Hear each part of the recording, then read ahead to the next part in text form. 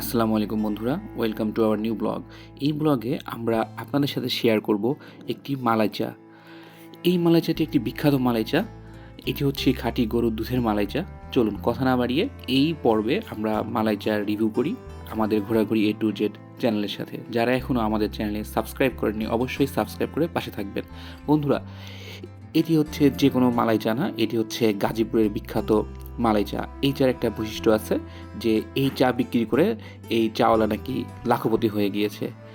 আমরা এই চা সেই ভাইরাল চা খেতে চলে আসি। এটা হচ্ছে কেশরিতা বাজারে। এই কেশরিতা বাজারে এখানে চা দোকানির সাথে কথা বলে আমরা জানতে পারি তার রেগুলার 5 থেকে 6 হাজার টাকার মতো চা বিক্রি হয় এবং তার চা খেতে গাজীপুরের বিভিন্ন এলাকা থেকে লোকজন চলে আসে। এবং এটা হচ্ছে এক প্রকার গাজীপুরের ভাইরাল মালাই চা, একদম খাঁটি গরুর দুধ দিয়ে তিনি তৈরি করেন। আমরাও সেই আদৌ কেন ভাইরাল সেটা দেখার জন্য এই চা খেতে চলে আসি কেশরিতা বাজারে। আমরা এসে দেখতে পাই যে এখানে একদম খাঁটি গরুর দুধ জাল দিয়ে চা তৈরি করা হচ্ছে এবং এই চা যে আদৌ এত ভাইরাল কেন হয়েছে এটা আমরা দেখব।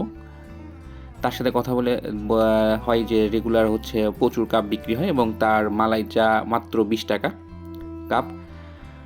আমরা এখানে তার মালাই চা বানানো দেখতে থাকি, আপনারাও দেখতে থাকেন এবং দেখব যে এই চা ভাইরাল হওয়ার পিছনে কারণটা কি আর আদৌ মালাইয়ের পরিমাণ কেমন এবং এত সুস্বাদু চা কিনা।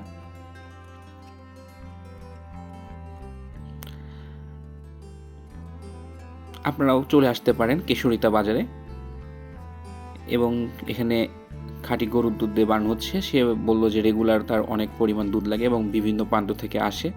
সে চা বানানোর পরে এক্সট্রা করে মালাই উপরে দিয়ে দেয়। আমাদের চা বানানো শেষ। আমরা আপনাদের এখন চার লেয়ারটা দেখাবো। দেখেন উপরে একটা বেশ বড় স্তরের মালাইয়ের স্তর আছে। আমার কাছে ওভারঅল চাটা বেশ ভালো লাগছে। আপনারা খেতে পারেন। ধন্যবাদ।